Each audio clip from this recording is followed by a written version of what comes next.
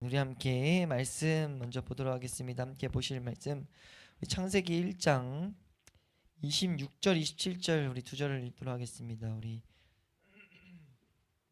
창세기 1장 26, 27절 말씀 우리 함께 한 목소리로 읽습니다. 시작. 하나님이 이르시되 우리의 형상을 따라 우리의 모양대로 우리가 사람을 만들고 그들로 바다의 물고기와 하늘의 새와 가축과 온 땅과 땅에 기는 모든 것을 다스리게 하자 하시고, 하나님이 자기 형상 곧 하나님의 형상대로 사람을 창조하시되 남자와 여자를 창조하시고. 아멘. 예, 오늘 기독교 강요 1권 15장 1절에서 8절 우리 전체 달을 한번 다시 보도록 하겠습니다. 우리 저번 시간 1절에서 5절을 봤는데 저번 주에 제 상태가 아니었던 것 같아요. 제가 뭘 했는지 제가 내용을 잘 다뤘는지 이런 생각들이 들어서 다시 한번 다루자, 다시 한번 우리가 간단히라도 보자라는 생각에 전체 다 우리가 다시 한번 보도록 하겠습니다. 이 오늘 다뤄질 내용들이 이런 것들이 있다라고 제목에 적혀 있습니다. 그리고 오늘은 책 위주로 책에 있는 것을 제가 정리를 최대한 해서 보도록 할 텐데요. 우선 1절에서 무엇을 우리에게 가르치고 있냐면요. 1절에서 가르치는 것은 하나님이 우리를 어떻게 창조하셨는가, 사람이 창조된 모습에 대해서 가르치고 있어요. 이것을 우리가 알아야 되는 이유, 그것을 칼빈은 뭐라고 말하냐면 이렇게 말합니다. 맨 처음에 칼빈이 맨 처음 말했다는 거예요. 처음에 언급했듯이 우리 자신을 아는 지식을 따르지 않고서는 하나님을 명확하게 이해할 수 없다라는 것을 언급해요. 이건 참으로 옳습니다. 그러니까 우리를 제대로 알지 않으면 하나님을 이해할 수가 없어요. 왜냐면 그 안에 배경되어 있는 깔려있는 지식이 우리는 타락해 있다, 하나님을 알 수 없는 상태다라는 것이 우리를 알아갈 때 반드시 수반되는 지식이기 때문이에요. 그래서 왜 우리가 하나님을 모르는가에부터 시작해야 하나님을 올바로 알 수 있는 준비가 된다는 거죠. 이거 안 해놓으면 어떻게 될 수 있어요? 나 하나님 알아갈 수 있어 라고 말해볼 수 있다는 거죠. 그렇게 되면 반드시 뭐 하게 되냐? 사람의 잘못을, 사람 안에 있는 죄들을 하나님께 탓해버리는 모양까지로 빠져버릴 수밖에 없게 돼요. 중간이 너무 많이 생략되긴 했어도 언제나 귀결은 그렇게 될 수밖에 없습니다. 우리가, 왜냐하면 우리의 시선으로 하나님은 이해할 수 없는 분이기 때문이에요. 그래서 칼빈은 우리가 우리 자신에 대해서 우리가 어떤 모습으로 창조되었는지, 그리고 우리가 타락해서 어떤 모양이 있었는지 이런 것들을 우리가 분명히 알아야 된다라고 말하고 있습니다. 근데 특별히 여기서 오늘 15장 1절에서는 칼빈이 이런 언급을 하죠. 타락한 모습은 지금 안 다루겠다. 왜냐하면 나중에 다루겠다. 지금 말하고 싶은 건 그게 아니야 라고 말하고 있어요. 그래서 그 나중에는 이 뒤쪽 장에서, 뒤쪽 권에서 이제 따로 이제 타락한 모습에 대해서 칼빈이 이제 다루려고 남겨두고, 여기서 말하고자 하는 건 본래 모습이 우리가 무엇인가에 대해서 생각해야 된다는 거죠. 우리의 모양에 처음 생각했을 때 우리의 본래의 모양은 무엇이냐라고 했을 때 전체 이 15장 전체를 통해서 분명히 말하는 것은 사람을 죄된 존재로, 죄를 짓는 존재로 만드신 적은 없다라는 것이라는 거죠. 사람은 철저히 의로운 상태에 있었다라는 것을 우리 철저히 뒤에서 좀 보겠지만 거룩한 상태에 있었다라는 것을 설명하고 있어요. 이걸 우리는 이해해야 된다는 겁니다. 이걸 이해해야 우리가 우리의 문제를 남 탓으로 돌리는 것을 막아줘요. 반대로 말하면 우리는 우리의 죄성을 자꾸 내 탓으로 하고 싶어하지 않는 그런 모습, 그게 죄성이라고 하죠. 그런 죄성이 있는데 그 죄성을 막아줍니다. 왜냐하면 하나님이 우리를 선하게 만드셨는데 문제 있게 된 것은 사람에게, 어떻게 보면 나에게 책임이 있다라는 것들을, 사람에게 책임이 있다는 것을 분명히 말하고 있다는 거죠. 근데 이제 이것을 말하면서 칼빈이 이런 말을 할 당시에 워낙 이제 아까 잠깐 말했던 하나님을 알 수 있다, 사람이 하나님을 알 수 있다 이런 노력들도 있었을 것이고, 혹은 사람의 잘못을 자꾸 하나님에게도 어느 정도 잘못이 있다는 식으로 말하는 그런 모습을 보면서 칼빈이 이제 한 가지 좀 더 사람이 지었을 때 모습을 한 가지 더 언급하는데, 그것이 무엇이냐면 창세기 2장 7절에도 나오는 건데요. 하나님이 창세기 2장 7절, 제가 창세기 강의할 때 이건 언급했던 내용인데 그걸 칼빈이 말하고 있더라고요. 뭐라고 말하냐면 사람은 흙에서 나온 존재야, 티끌에서 나온 존재야. 그건 뭘 말하죠? 제가 그때 말할 때 이런 표현을 썼어요. 후 불면 날아갈 존재라고. 후 불면 날아갈 존재에게 은혜를 주셨는데 우리가 그 은혜 주신 거, 그러니까 마치 우리 한국에도 이런 속담이 있죠. 물에서 건져냈더니 왜 내가 빠질 때 함께 빠졌던 물보따리는 안 건져냈냐고, 보상해내라고. 이게 말이 되냐는 거예요. 그게 아니 생명을 건져놨더니 그런 의무가 이 건진 사람에게 없는데도 사람은 이제 그런 밑도 끝도 없는 모양들을 하죠. 근데 그게 이제 칼빈이 이 사람이 흙으로 나타났다라는 것을 언급하는 이유입니다. 그것을 이제 말하면서 이제 이 1절을 마치고 있어요. 그래서 이 내용을 뭐라고 마치냐? 이렇게 말합니다. 이런 티끌밖에 안 되는 사람에게 생명을 줬고 뿐만 아니라 불멸의 영혼, 이제 영혼에 대해서 다룰 거기 때문에 이걸 언급을 해요. 불멸의 영혼을 줬으니 이 창조주의 크나큰 자비에 영광을 돌려 하는 것이 마땅하다. 이걸 우린 기억해야 된다라는 거죠. 이것에서 우리의 그 하나님을 알아가는, 우리를 알아가는 지식이 시작돼야 된다는 것을 말하고 있습니다. 다시 한번 그럼 정리하면 무엇이냐면은 우리가 알아야 될 것은 우리는 후 불면 날아갈 존재인데 하나님의 하나는 은혜로서 선하게 모든 능력을 가질 수 있는 존재로 지음받았다는 거예요. 근데 이제 그러니까 타락한 것은 하나님과 전혀 상관이 없는 문제라는 거, 그리고 우리 원래 그런 상태였다는 거, 여기까지 알아야 되는 이유가 뭐냐면 좀 이따 보겠지만 우리는 다시 그것을 향해 다른 박질하거든요. 구원이란 것을 다른 말로 하면 그 상태로의 회복이에요.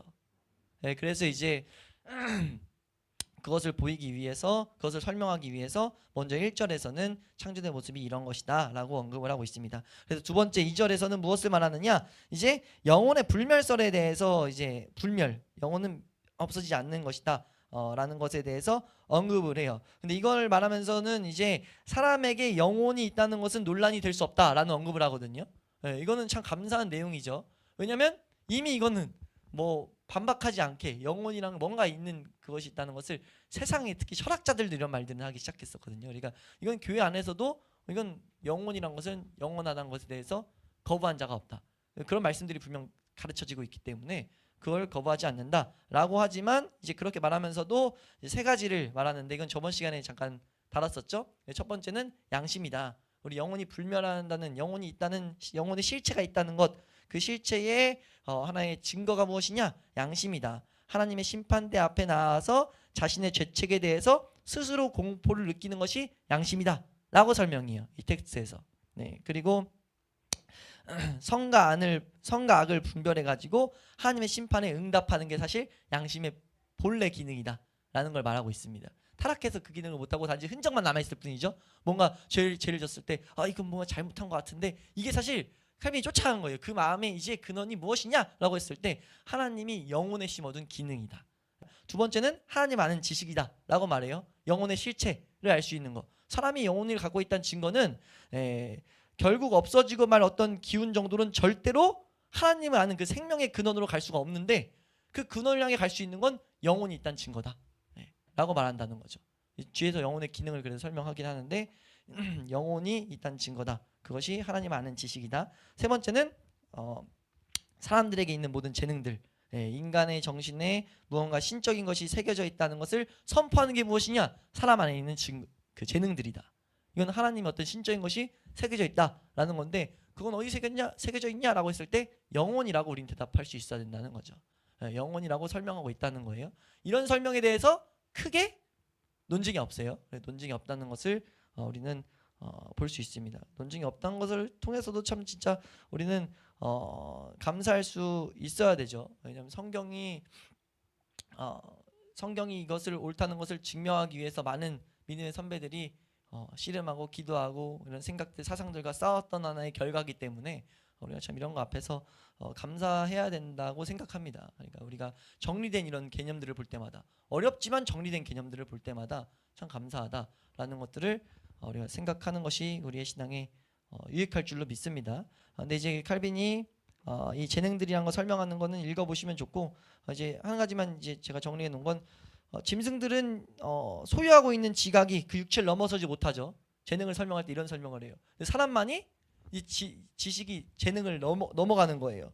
왜냐하면 무슨 그걸 뭐라고 설명하냐면, 인간의 이 정신의 영민함, 이 영민함이 온 시대를 살펴보고 사물들을 이제 각기 적절한 순서대로 정리하고 과거에 근거해서 미래를 예측한다, 이런 텍스트가 있어요. 참 이게 맞죠? 놀라운 그 시각이죠. 물론 정돈이죠. 근데 이게 영혼의 실체를 증명한다라고 지금 말하고 있어요. 그러면서 칼빈이 이제 여기서 끝나는 게 아니라 방금 말씀드렸다시피 성경이 증거하는 것들에 이제 주목해서 쫙 설명합니다. 이러한 사실들로 영혼이 있음을 안다라고 말하는 게 이제 2절에 어디부터 시작되는 거냐면 224페이지 자 영혼이 육체와는 구별되는 것으로 무언가 실체를 지닌 것이 아니라면 하면서부터 시작되는 것은 다 이제 성경에 대한 증거예요. 성경이 쫙 증거되는데 이거는 말씀 찾아가시면서 읽어보시면 큰 유익이 있습니다. 이건 내용은 뭐 따로 설명할 것도 없이 이건 우리가 영혼의 불멸성을 입증하는 믿음의 선배들이 찾아놓은 자료이기 때문에 한 번씩 읽어보시면서 아 영혼이 진짜 불멸하다라는 것을 우리는 확고히 해야 될 줄로 믿습니다. 영혼은 불멸하는 거예요. 없어지지 않는 것. 그러니까 심판이 무서운 거죠. 불멸, 영혼이 있다는 거니까. 일각에서 요즘에 그런 사람들이 있어요. 하나님의 자비하심을 인간적인 시선에서 막 이해하려고 죽으면 끝이라는 거예요. 죽으면 끝 그냥. 구원받은 자들은 하나님 앞에 천국 가지만 지옥은 없다. 그러니까 영혼 그런 거 영혼이 지옥 받는 그런 거 하나님이 선하신 분인데 그런 걸 만들어 놓겠어 이런 식으로 말해가지고 이제 자기 나름대로 하는 건데 그건 우리가 위에서 살펴봤던 잘못된 사색입니다. 인간 편에서 나온 잘못된 사색이고 왜냐하면 성경이 분명히 영혼은 불멸한다는 것을 말하고 있기 때문에 라는 것 그것을 우리가 기억하면 좋겠습니다. 근데 이게 이제 제가 이거 말씀을 정리하면서 우리는 이제 감사하게도 이것이 정리돼서 영과 혼과 육체를 믿고 있으니 감사할 내용이다. 감사할 내용을 여기서 좀 정리해놨는데 저희는 영과 혼과 육으로 볼 거예요. 저번 주에 말씀드렸다시피 이것이 왜 그렇게 보는지는 다음에 보겠지만 이것을 왜 이걸 잠깐 여기서 언급드리냐면 이것을 잘 이렇게 구분짓는 걸 잘 아는 것이 우리가 말씀을 향해 나아가는 것을 방해하는 마귀의 공격들이 많잖아요. 그 많은 공격들에 거의 모든 것을 막아줄 수 있습니다. 이렇게 구분 지어야. 그러니까 성경의 난해 구절이라든지 성경에서 애매한 하나님을 올바로 보지 못하게 하는 구절들 마귀가 사용하는 구절들을 그건 잘못 해석한 거야. 하나님이 이런 말씀을 하고 계신 거야 라는 뜻을 알기 위해서는 이 구조를 이해 못하면은 그 설명들이 안 돼요. 그러니까 일각에서 제가 이걸 찾아가면서 어떤 씨름들이 많은 걸 봤냐면 아니 왜 자꾸 삼분설을 주장하려고 그래. 그게 유익이 얼마나 있다고 유익 별로 없어라고 설명하는데 그건 씨름을 잘 안 해봐서 그렇습니다. 단적으로 우리 구원파라든지 몇 가지 잘못된 교리들을 이길 때 삼분설을 딱 봤을 때 그냥 아예 뭐 그들의 잘못된 교리들을 부숴버릴 수 있는 그 해석들이 나오거든요. 성경의 해석들. 근데 그런 유익을 못 받는 거는 아직 자기가 발견 못해서 그런 건데 이제 그거를 무조건 유익이 없다라고 설명하는 모습을 보면서 그러니까 왜 설명하는데 이 설명을 왜 드리냐면 이분설을 주장하는 근거가 그거예요. 삼분설이 유익이 없다고. 사실 근데 그건 근거가 될 수 없죠. 다른 식으로 근거 드는 건 같이 고민해 볼 필요가 있는데 아니 삼분설이 유익이 없다고 이게 이분설이라고 이제 지나가면서 하나의 근거를 삼지만 이걸 근거로 언급한 것 자체가 이제 이거는 저는 이제 교묘한 또 마귀의 공격이 있다고 생각이 듭니다. 근데 이제 이건 나중에 우리가 정리해서 볼 텐데 정리해서 볼 수 있는 이유도 이미 철저하게 쌓아놓은 게 있었고 제가 그걸 토대로 저는 이제 정돈을 내렸기 때문이에요. 네, 그래서 우리가 아는 건 이런 정돈 이런 어려운 그 내용을 우리 믿음의 선배들이 철저하게 이렇게 정리해 놨다는 것이 참 정말 감사할 내용이다라는 것을 우리가 한번 생각하면서 3절로 넘어갑니다. 3절로 넘어가면 그래서 3절에서는 사람이 하나님의 형상으로 창조받았다고 말하기 때문에 발생하는 이단들의 주장을 이제 배격하는 거예요. 제목 자체는 하나님의 형상과 모양이라고 적혀서 이걸 말하는 것 같지만 이게 아니라 내용을 봤더니 그 이단들의 잘못된 가르침을 배격하고 있다. 특별히 우리가 오늘 읽었던 본문 창세기 1장 26절에서 27절에서 나오는 형상과 그리고 모양에 대해서 말씀이 말하는 바를 제대로 이해하지 못하고 잘못된 사색으로 인해 발생된 이단들을 지금 배격하는 거예요. 근데 여기서도 우리가 잘 알아야 되는 것은 항상 이단은 말씀을 잘못 이해해서 발생된다는 걸 알아야 돼요. 그래서 교회는 말씀을 올바로 아는 것에 전념해야 됩니다. 이 중요성을 우리는 놓쳐서 안 된다는 거예요. 그래서 여기서 지금 이제 3절에서 칼빈이 텍스트를 좀 우리가 주목해야 될 것은 사람의 영혼을 염두에 두고서 사람을 가리켜 하나님의 형상이라 부른다 해도 그건 모순이 아니다. 지금 무슨 말이냐? 하나님의 형상이다. 우리가 하나님의 형상으로 지음받았다라고 할 때 칼빈이 이렇게까지 말하는 거예요. 그거는 우리 안에 있는 영혼을 가지고 하나님의 형상을 본떠서 만든 거야 라고 말해도 모순이 될 수 없다. 이렇게만 딱 보길 원한다는 거예요. 어떻게 보면 칼빈은 이걸 좀 주장하기 원했다는 거죠. 이해되세요? 다시 한번 하나님의 형상으로 우리를 만들었어, 하나님 모양으로 만들었어 할 때 초점은 하나님이 우리 안에 영혼이 있다를 말하길 원했다는 거죠. 우리 영혼에 대해서 우리는 관심을 가져야 된다는 거예요. 예, 근데 이제 그러면서 좀 더 설명을 하는 것은 동시에 하나님의 형상이 사람의 본성을 모든 생물들보다 뛰어나게 만든다는 원리를 굳게 지킨다. 그러니까 영혼이 모든 생물들보다 우리가 더 뛰어나게 만드는 본질이다 라는 걸 설명하고 있다는 거죠. 그러면서 이제 부연 설명으로, 이건 저번에 한번 살짝 언급한 대로 인간의 모양 자체가 아예 그걸 이 모양, 왜냐하면 일각에서는 이런 모양을 가지고 이제 우리가 하나님을 닮았다, 하나님 눈, 코, 입 막 이렇게 연결돼서 잘못된 이단들이 있어서 하나님은 영체인데 막 그런 설명들이 있지만, 이거 자체를 나는 부인하지는 않는다. 이것도 그럴 수도 있지. 하지만 우리가 봐야 될 건 하나님이 형상했을 때 영혼을 보고 지금 말씀하신 거다라는 걸 우리는 알아야 된다는 거죠. 칼빈이 쭉 여기서 지금 말하고 있는 핵심은 뭡니까? 영혼이 있다는 것을 알라는 거예요. 영혼이 있는데 그것에서 또 하나 이제 약간 여기서인가요? 이 뒤에서죠. 5절에서 나오는 건데, 영혼에서 5절 내용을 지금 미리 말씀드리면, 5절은 간단히 여기서 같이 보고 가겠습니다. 5절에서 말하는 내용의 핵심은 뭡니까? 5절은 정말 간단하죠. 만이교들이 나와서 영혼이 하나님의 신성을 나눠 가진 것, 유출됐다. 그러니까 이렇게 나눠 가졌다. 마치 나을 때 DNA 전이 되듯이 전이 됐다 라는 식으로 본다는 거예요. 우리의 영혼이 닮았다는 내용을 그런 식으로 해석이 갔다는 거죠.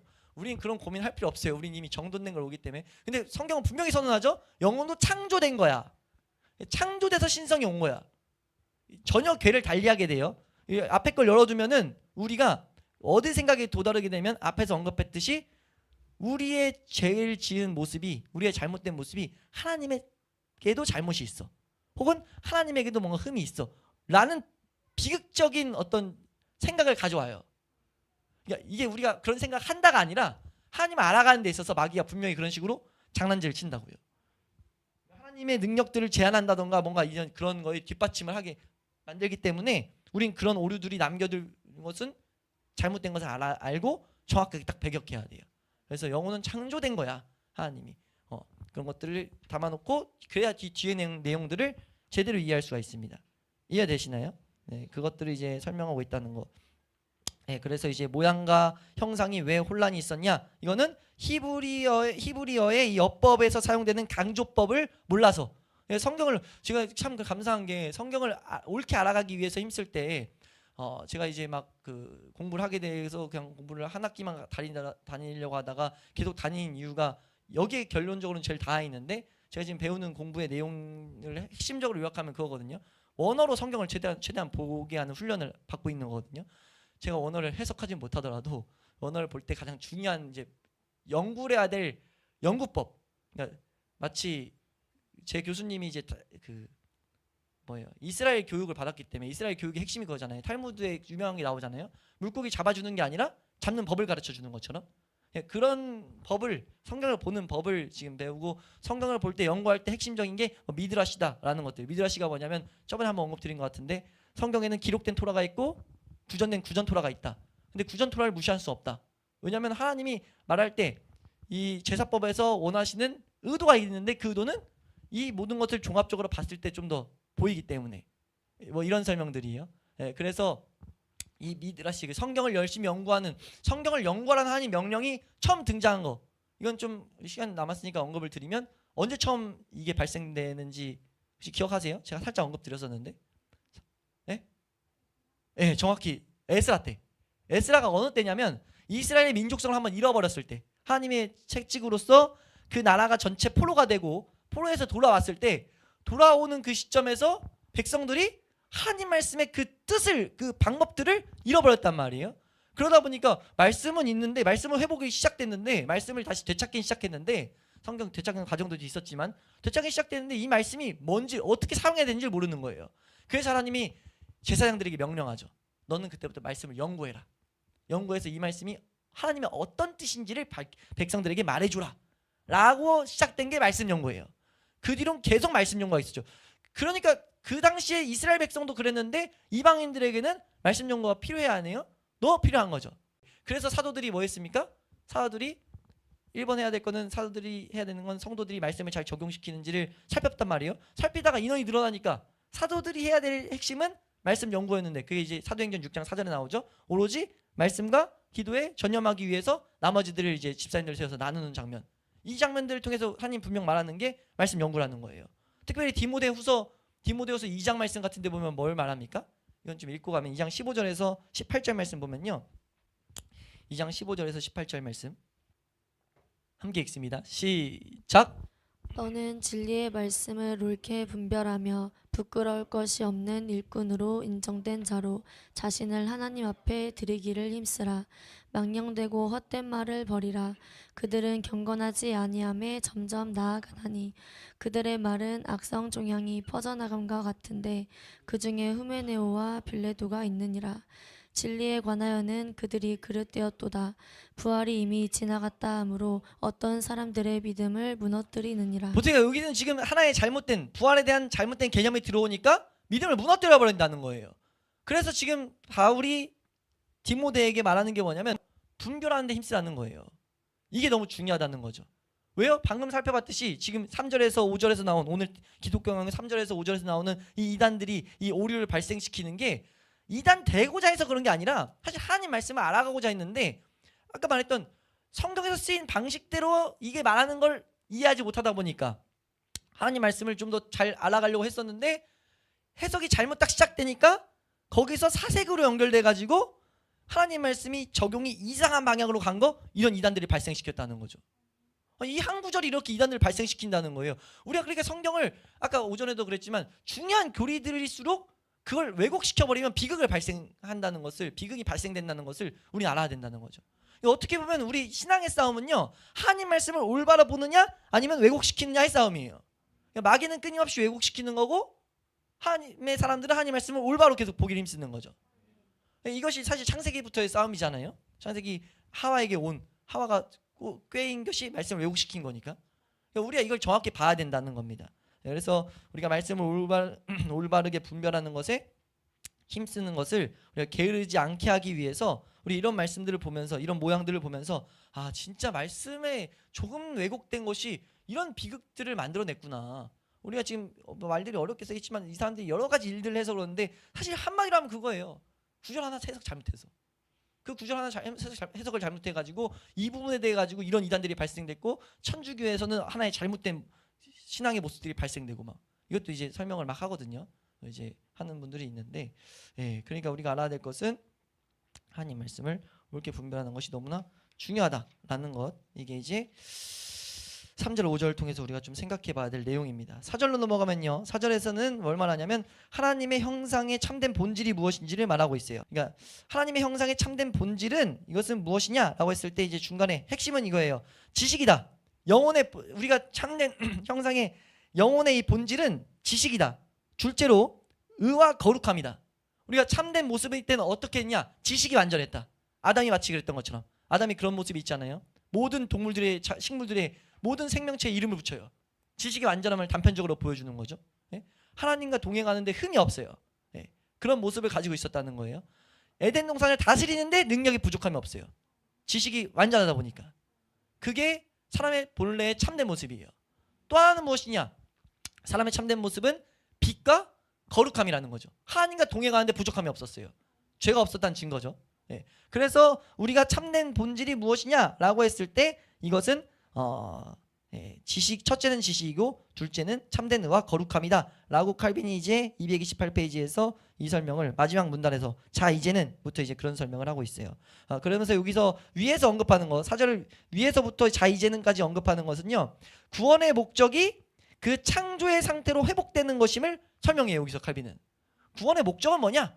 창조의 상태로 회복시키는 거야 라고 칼빈은 설명을 한다는 거죠. 그래서 우리가 구원의 목적을 알면 우리가 하나님의 참된 본질을 살펴볼 수 있는 것이다 라고 하는 것. 그러면서 지금 방금 설명드렸던 지식과 이 참된 의는 바울이 말하는 새롭게 하는 역사가 무슨 내용인지를 살펴봤더니 또 이거는 지식과 의로움이더라 라는 것을 언급하고 있다는 거예요. 바울이 이제 새롭게 되면 구원받고 나서 어딜 향해 가는가를 가르치는데 그건 봤더니 지식과 두 번째는 의로움이다 라는 것을 말하고 있다는 거죠. 이해되세요? 그래서 여기서 칼빈은 들어보세요. 이거 텍스트인데 읽어드릴게요. 우선 하나님의 형상이 정신의 빛에서 마음의 의로움으로 그리고 모든 부분의 건전함에서 드러나게 된다라고 말하고 있어요. 그러니까 구원받게 되면 우리 뭐가 오기 시작하냐? 지적인 영역에서 올바른 열리는 거죠. 뭐예요? 하나님 아는 지식을 추구할 수 있게 되고 하나님 말씀을 올바로 깨달을 수 있게 되고 성령의 은혜를 받아서 하나님 말씀을 깨달을 수 있게 되는 거예요. 그렇게 되니까 뭐 하게 되는가? 의로움과 거룩함이라는 그 본질에 우리가 한 걸음씩 나아가게 된다라는 것. 뭐만 지금 이해되시나요? 우리가 그러니까 계속 보고 있는 우리가 어떻게 죄와 싸워 이깁니까? 하나님 아는 지식이 충만해질 때 우리가 바뀐다. 왜요? 하나님 아는 지식, 하나님 앞에 가까우게 되면 그분은 거룩하기 때문에 내가 거룩함을 닮아간다는 거죠. 그래서 예수님 말하잖아요. 마태복음 말씀에 우리가 여러 가지 죄악들을 강화시킨 다음에 십계명을 강화시킨다 하는 말씀이 뭐예요? 하늘에 계신 너희 아버지가 온전하신 것 같이 너희도 온전하라고 말해요. 그러니까 전제는 하나님의 온전하신 걸 봐야 온전할 수 있다는 내용이거든요. 그건 설명이 가운데 있는 거거든요. 우리가 온전해져야지라는 다짐으로는 그건 가능성이 0%예요. 0%. 아니 제로인데 하나님 아는 지식이 우리를 거룩하게 만든다는 거죠.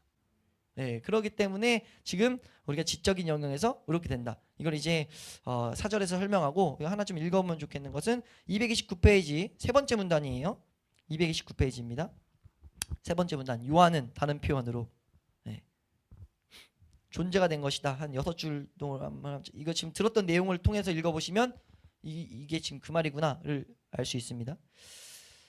우리 한번 읽어보겠습니다. 시작.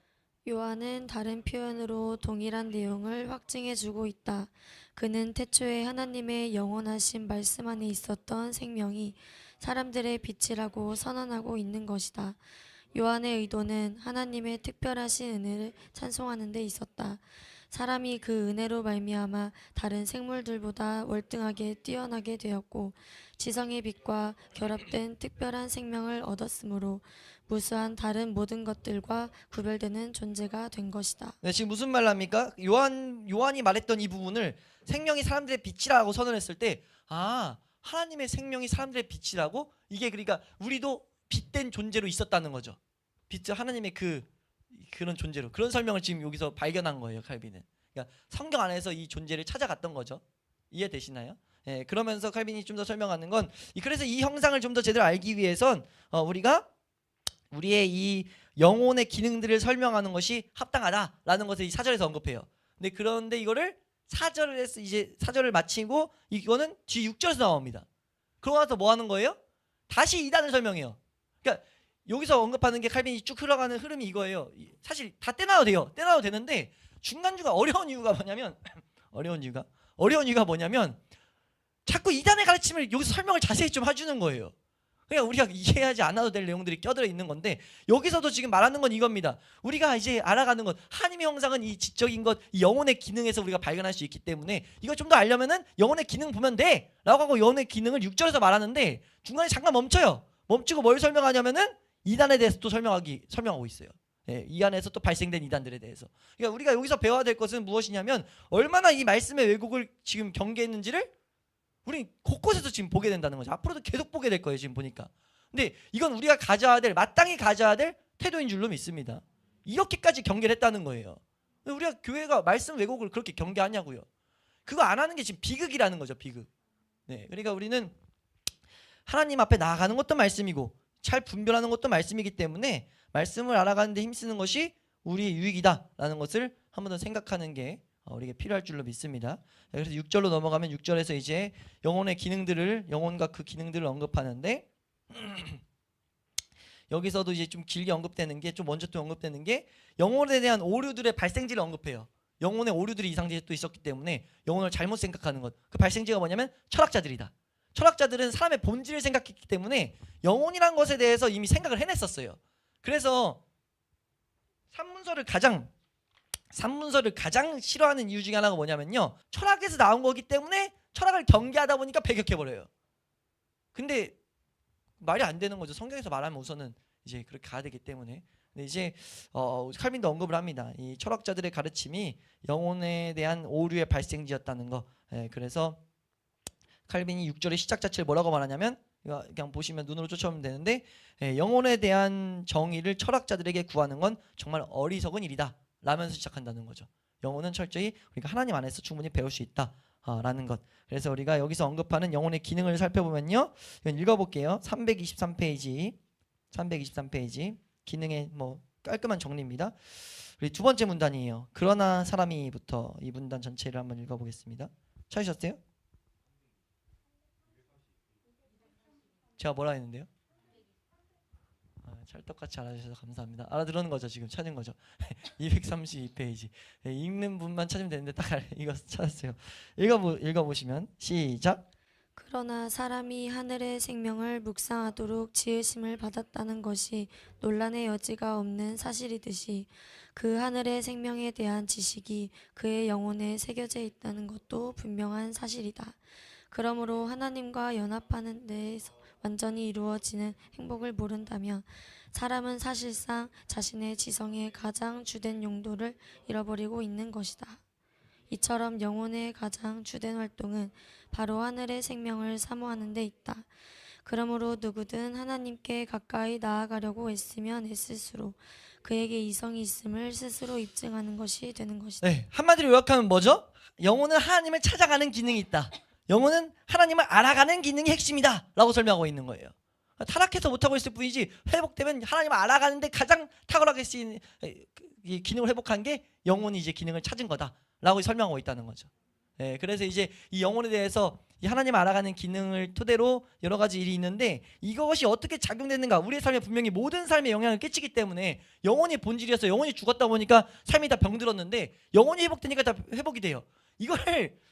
이 원리를 파악하려고 사람들이, 철학자들이 이런 고민을 했기 때문에 교회는 그냥 믿고 우리가 하나님을 알아가는 데 사실 힘썼으면 되는데 철학자들도 막 세상에서 이런 개념들을 언급하니까 수많은 정리들이 막 나타납니다. 그래서 나타나는 게 감각기관, 상상도 이 상상이 아니라 하나의 기관으로서의 상상을 말해요. 상상, 이성, 오성, 욕구, 정욕, 분노, 이것도 그냥 감정이 아니라 하나의 기관들이라고 설명합니다. 영혼의 기관들. 그래서 오늘 어려웠던 거예요. 정말 이런 기능들이 어떤 것이다 이렇게 생각하는데 저렇다 막 하는데 우린 이것만 기억하면 돼요. 이렇게 딱 말합니다. 저 완전 정리를 잘했는데 233페이지 두 번째 문단 그러니까 중간이에요. 딱 이런 것들이 사실이고부터 반대하지 않을 것이다까지 네 줄입니다. 찾으셨어요? 한번 읽겠습니다. 시작. 이런 것들이 사실이고 아니면 최소한 개연성은 있는 것들이겠지만 나로서는 이것들이 우리를 돕기는커녕 오히려 그 애매함 속으로 우리가 끌려 들어갈까 염려되므로 이런 문제들은 그냥 지나쳐야 할 것이라 혹 다른 방식으로 영혼의 기능들을 분류하기를 바란다 할지라도 나는 크게 반대하지 않을 것이다. 네, 지금 하나님 알아가는 것 이거 딱 돼 있으면 이 뒤에 어떻게 적용되고 이런 것들은 우리 혼란스럽게 할 뿐이지 나 여기서 설명하지 않을래 라고 했어요. 그래서 우린 설명 안 하는 시대가 됐고, 근데 여기서 비극은 뭐예요? 설명 안 하다 보니까 아예 영혼의 기능조차 관심을 안 갖게 되는데 그건 아니다. 알아갈 건 알아가야 된다. 근데 이제 이런 고민들 여러 가지 우리 성도님도 어렵게 하셨겠지만 무시하셔도 됩니다. 뒤에 이제 오성 하나만 기억하면 되는데, 네, 욕구를 것도 욕구는 의지예요. 제가 이것도 좀 이따 설명을 한번 드릴게요. 네, 이제 여기서 나오는구나. 바로 7절. 이래서 이제 이거에 대한 설명이 7절에서 두 가지 기능만 딱 뽑아서 나옵니다. 우리 저번 시간에 잠깐 언급했는데 이건 핵심적인 거여서 언급을 했었는데 이것만 잘 들으시면 돼요. 우리 영혼의 기능이 무엇이냐라고 했을 때 영혼의 기능은 개혁주의 입장은 두 개라는 거죠. 한 가지 뭐냐? 오성이에요. 두 번째는 의지예요. 이게 오성과 의지가 있어요. 오성이라니까 뭐 5가지 이런 우리 생각이 한자 때문에 생각나는데 한글로 번역하면 이런 식으로 번역된다고 말씀드렸습니다. 깨닫는 기능. 오성에다 깨닫는 기능이라 적어놓으시면 돼요. 영혼에는 깨닫는 기능이 있고 의지가 있어요. 그러니까 깨닫게 되면 옳고 그른 것을 분별하게 되니까 뭐 하게 되냐면은 그것이 우리로 하여금 의지를 갖게 만든다는 거죠. 옳은 것을 향해 가게끔 만드는 것이 영혼의 능력이에요. 우리 육신은 그 영혼이 잃었을 때 어떤 본성이 생겼냐면 이 기능의 흔적이 남아버렸기 때문에 옳고 그름을 분별 못해요. 근데 하고자 한 게 남아요. 그래서 그걸 욕구라 표현해요. 그래서 영혼의 기능 중에 욕구라 나온 이유가 뭐냐면 사실 욕구라고 언급해도 전 철학자들이 욕구까지 찾아간 건 탁월하다 생각을 해요. 지금 말씀을 이걸 읽다 보니까. 왜냐하면 영혼의 기능을 유치한 거거든요. 근데 영혼의 기능 옳고 그름이 분별 못하니까 뭔가 끌고 가는 힘이 있는데 그 욕구라는 그런 설명을 한 거죠. 근데 이제 사실 이게 회복되면 우리 영혼이 회복되면 이 욕구가 대적해서 뭐가 나오냐? 이 오성 깨닫는 기능이 발휘될 때, 깨닫는 기능이 온전히 사용될 때, 그러니까 말씀을 통해서 옳고 그름, 말씀이 뭔 말씀인지 알게 될 때, 하나님을 알게 되는 지식이, 그 지식이 우리로 하여금 뭘 가져오냐? 이 영혼이 두 번째 기능을 사용하게 만드는 거죠. 우리가 깨닫게 되면 영혼은 우리의 삶을 끌고 계속 어디로 가냐?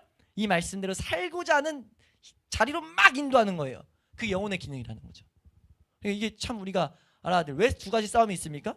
영혼과 내 육신이, 영과 내 육신이 원하는 게 다르기 때문에. 예, 우리가 이건 로마서 5장에서 7장 같은 데도 나오는 내용이죠. 예, 그러니까 이런 것들을 말하고 있습니다. 그래서 여기서 칼빈은 이런 식으로 설명해요. 이거 안 읽고 제가 읽어드릴게요.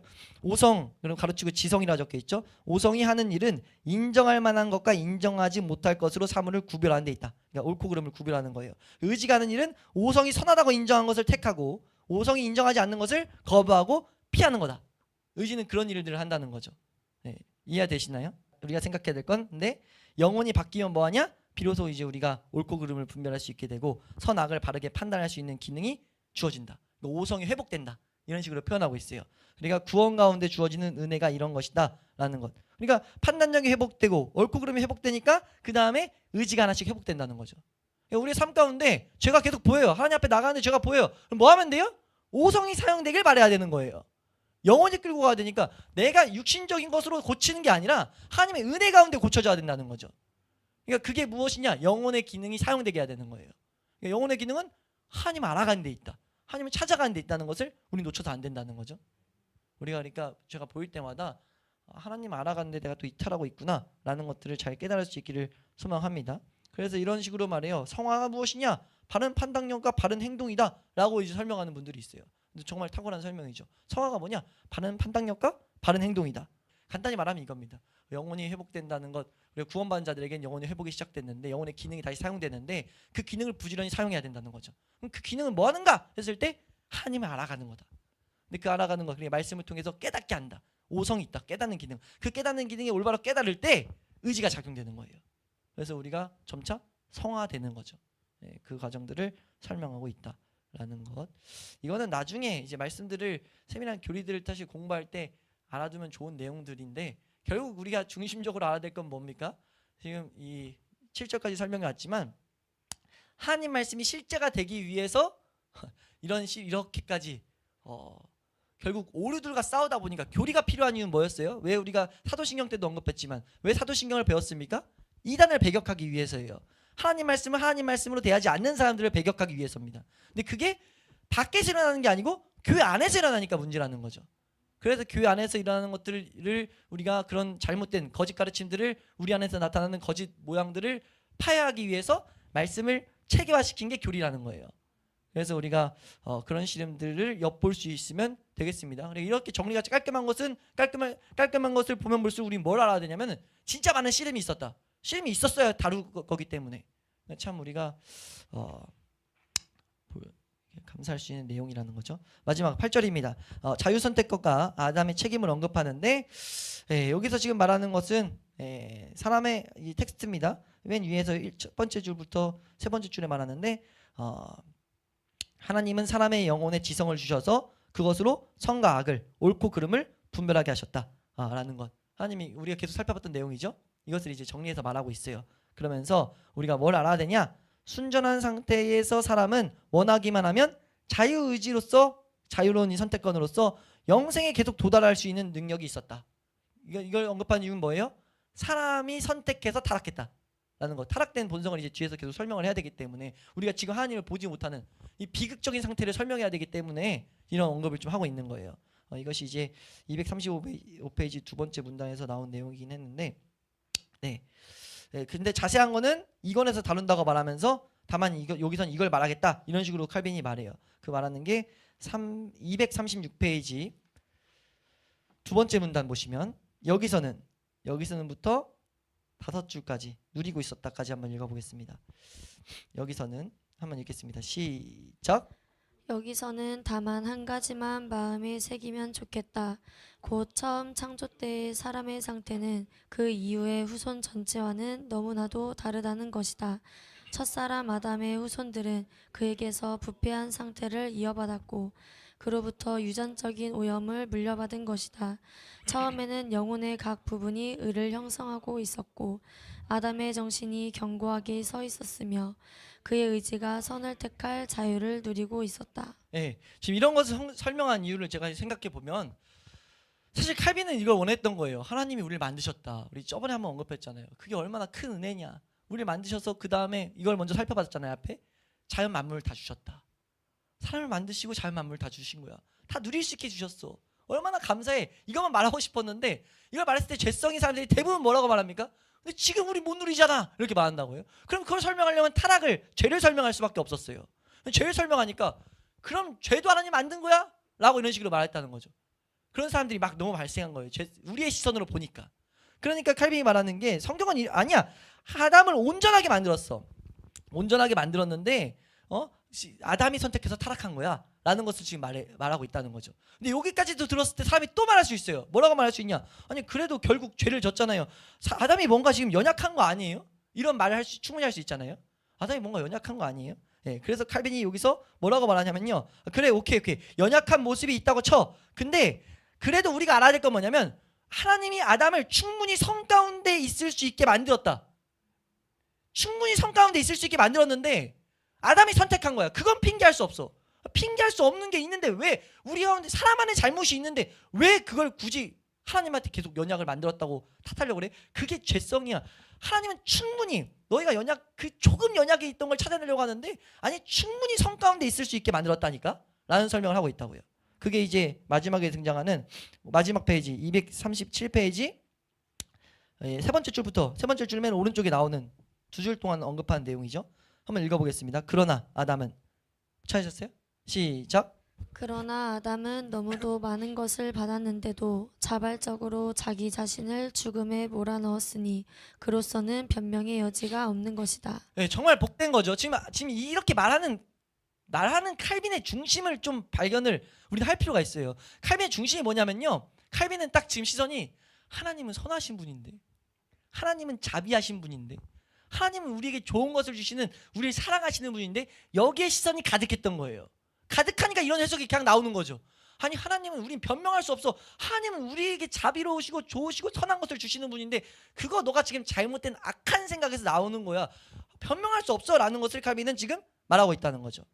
그러니까 우리가 지금 이 선악과에 대한 부분, 죄를 짓게 된 부분은 많은 죄인들로 인하여 질문을 많이 하게 하는 본문이긴 해요. 저도 많은 질문을 받았고 선악과 왜 만들어서 따먹게 했대? 왜 죄를 이렇게 했대? 라는 질문들을 하잖아요. 그때 우리가 사실 먼저 알아야 될 것은 죄에서 기반돼서 출발해서는 답은 안 나온다는 거예요. 우리가 취해야 될 우리 자세는 무엇이냐면요.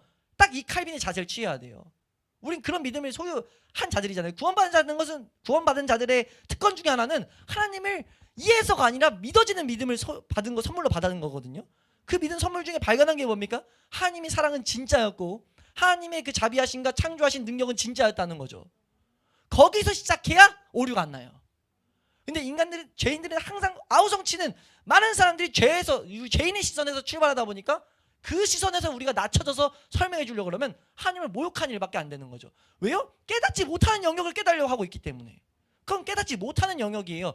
그래서 이런 식으로까지 칼빈은 말합니다. 텍스트에서 뭐라고 말하냐면 아까 잠깐 말했다시피 연약할 수 있다. 그래 100번 양보해서 연약한 모습 철저히 인내하게 만들어서 우리가 연약은 이 정도겠지. 철저하게 인내하게 만들어서 끝까지 선악과를 안 따먹게 했을 수도 있어. 오케이 그럴 수 있어.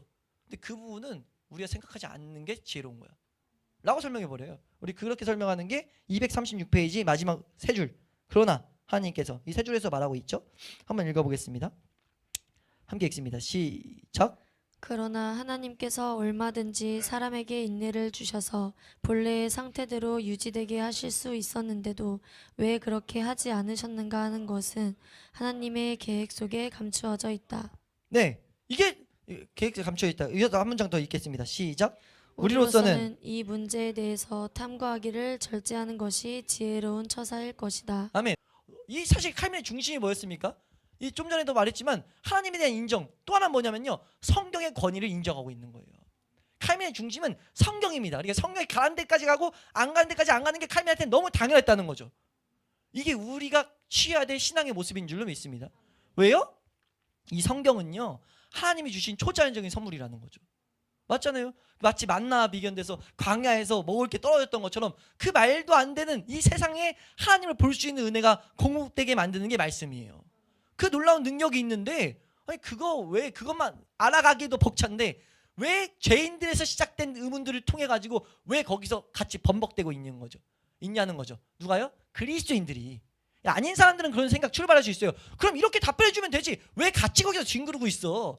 왜냐면 같이 우리 그런 경우 있잖아요. 안 해보셨어요? 이런 질문 특히 하나님 그러신 거 아닌가? 하면서 의도치 않은 모욕, 하나님을 모욕하는 거, 하나님의 자비를 내가 훼손시키는 그런 게 이 왜곡된 가르침 가운데 죄인의 시선으로 본 하나님 앞에 그 생각들 가운데 우리에게 와버릴 수가 있다는 거죠.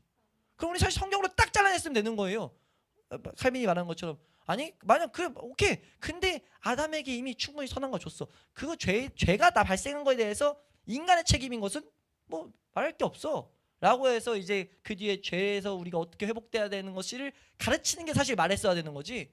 죄인이 그거 가지고 하나님 나쁘다 뭐다 설명하는 거에 대해서 우리가 쫓아가고 그게 뭘까라고 우리의 시간을 할애하는 건 필요 없는 내용이라는 거죠.